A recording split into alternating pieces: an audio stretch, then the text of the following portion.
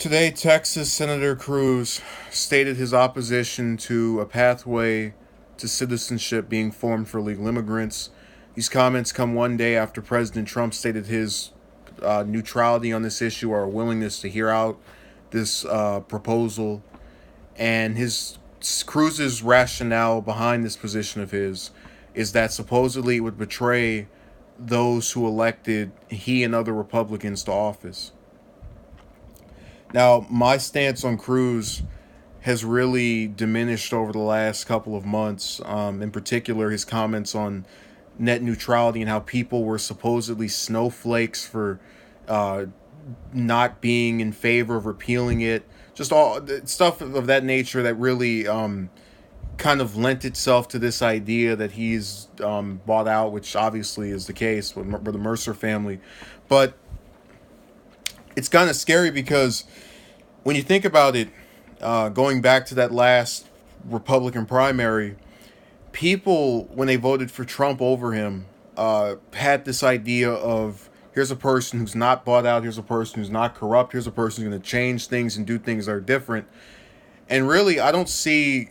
I guess what I'm trying to convey here is that it's disturbing to look at it in hindsight and know that the only difference between Cruz and Trump is that one's a seasoned politician who probably would get in a lot less controversy over various comments from the mouth, and you'd see the exact same thing where people would focus on issues that were minute, such as their appearance or what they have to say that might prove controversial, rather than their policies. Their policies are verbatim the exact same thing, and that's what's going to suck for Cruz when he if he tries to run for president again, because people ask, well, what's the difference between you and Trump or you and any other mainstream Republican?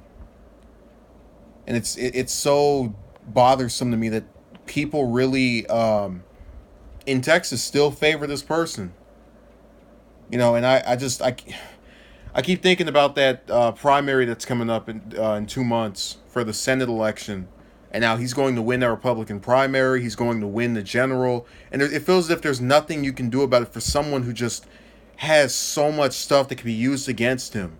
And this isn't about, oh, I want to get rid of this person because I want new people. Well, I do want new people and do want that person to be gotten rid of. But it's based on the fact that many of his positions are things that are just nonsensical.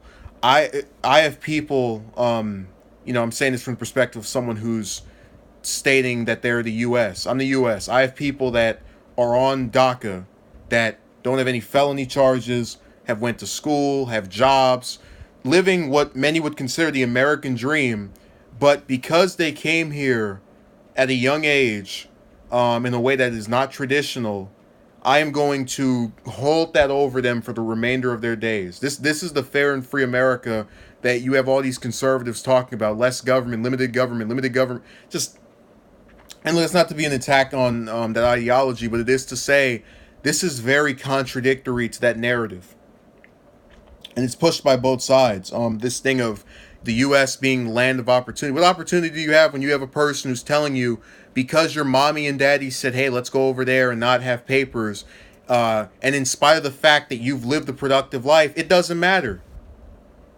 So I hate these comments. I hate the fact that he's going to have another 6 years in the Senate, but I can't do anything about it because there's too many people who are privy to what's going on with him that don't think their vote matters. And, Texas just isn't going to flip. Some of these states, they will, and mine's is no different. I'll get on California's politicians in a heartbeat, but there needs to be a concentrated effort to just purge them from these offices. I'm talking in landslides, just be gotten rid of. And people don't use their records. They're not running against what is there, and it's sad. And I especially have distaste for the continued just stagnation when it comes to DACA. Why we can't just give people that program for however longer is needed, because they're not doing anything wrong.